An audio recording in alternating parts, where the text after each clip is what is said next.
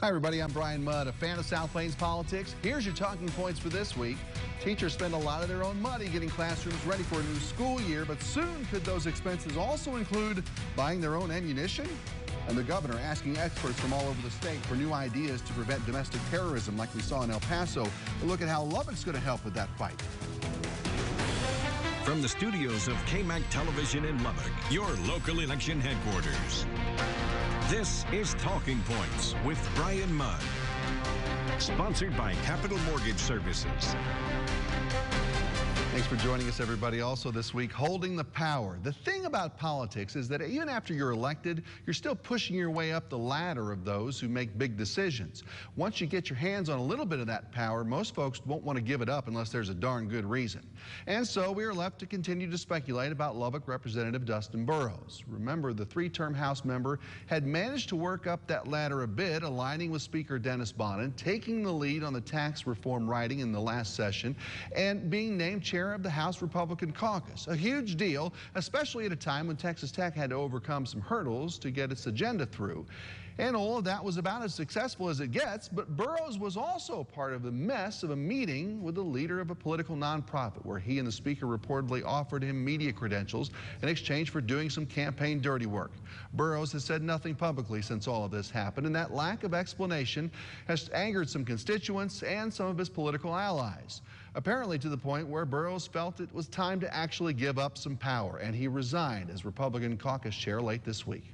It's hard to lead without the trust of those you lead, and with the cloud of at least the potential of criminal charges to come out of that meeting, our Phil Prazen was at this week's meeting of the House Investigations Committee, where the decision was made to push the investigation out of the world of speculation and on to the Texas Rangers. There will be no testifying witnesses today, and only members of the committee will be participating. The committee tried to move this from a political issue to a law enforcement issue, bringing in the state's version of the FBI, the Texas Rangers. The 3 Republicans and 2 Democrats made the decision in executive session. Any investigation should follow the facts and the evidence without regard to political considerations. The Rangers will look into accusations that Speaker of the House Dennis Bonnen offered a quid pro quo to Michael Quinn Sullivan from Empower Texans, campaign work against his rivals in exchange for press access to state lawmakers on the House floor. Sullivan made a secret recording of the entire thing. This public meeting was supposed to be about transparency, but 2 minutes in, and now they're in the back room again, and I am concerned about the backroom deals. Carrollton Democrat Michelle Beckley was mentioned in the recording, according to multiple sources and fellow lawmakers who've heard it. She has concerns about the House committee because its chair, Dallas Republican Morgan Meyer, received $20,000 of in-kind contributions for polling from Dennis Bonnen, the speaker he would be investigating. Meyer did not speak to the press afterward. I was hoping to see more than we just saw right now, so at this time, we will see. So now the Texas Rangers will investigate and report back to the committee with its findings. If they find evidence of a crime, they'll also hand that off to prosecutors in Bonnen's home county. Bill Prazen in Austin, Bonnen's spokesperson, says the speaker supports the committee's decision on that. And about Burrows, Bonnen says, in part, I respect his decision and remain committed to strengthening our majority. And with that, we bring in Lubbock attorney Cole Shooter, is now a candidate for county Republican chair. Good to see you. Good to see you, Bryan. Thank you for having me. Got to ask, I guess, reaction from word now that Mr. Burrows is going to step down as caucus chair? Yeah, I feel like he's doing that simply to kind of preserve some semblance of harmony with the caucus. Because it seems like he got a little ahead of himself in this entire issue. Maybe he was just a little ahead of his skis because he had his eye on conservatives only. And that's the thing about the caucus is there's not everybody that's going to be on there is as hardcore conservative as he is. And so I think that that was probably a good move on his part to go ahead and just step down so that they can continue doing business as usual without that issue. Sure. And, you know, I guess from your end, probably anything having to do with politicians and trust questions can't make it easy for someone who wants to jump in and start recruiting new party members locally or donors or volunteers and things like that, right?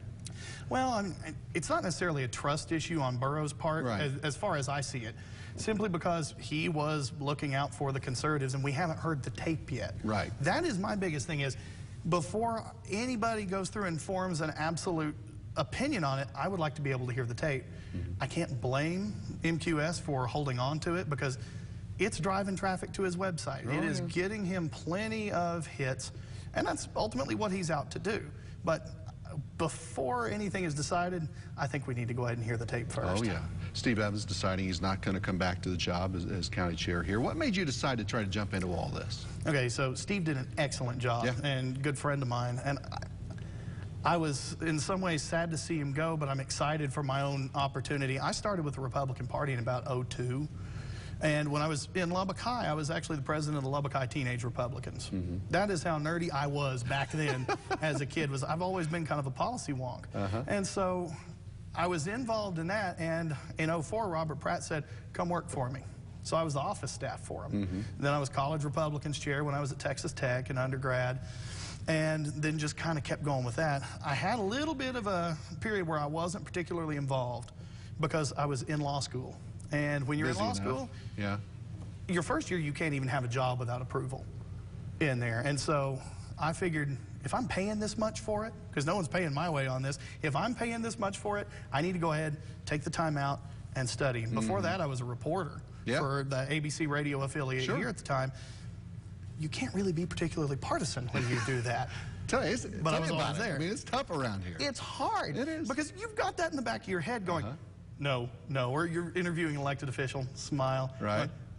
No, no, I don't buy it. But that's the job. But I got through these experiences a lot of information and experiences that I wouldn't have had otherwise.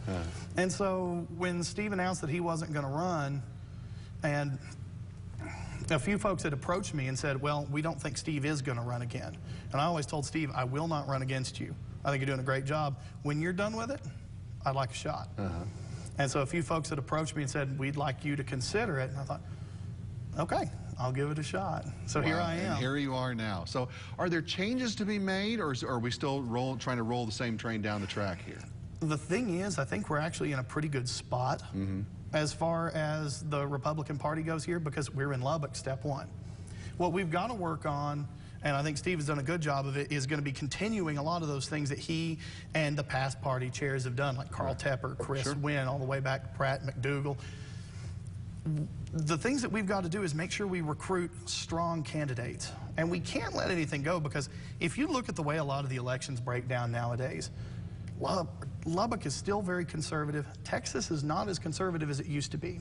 So if you're watching the election results come in, we've got to keep this area, as far as speaking as a candidate for the Republican chair, we got to keep this area as red as possible, because that's what's going to help continuing to deliver statewide Republican candidates. Well, we'll talk to you a little more as we get on down toward the election time and everything else, but good to meet you here and come out on the show. It's good to meet you, and thank you for having me. I'm amazed. I don't feel like I belong here as far as it goes, but I'm thrilled to have the opportunity. He knows what to do with a microphone. We've heard him on the radio for a long time. Good to talk to you. Good luck to you. Good to talk with you. Thank you, Brian.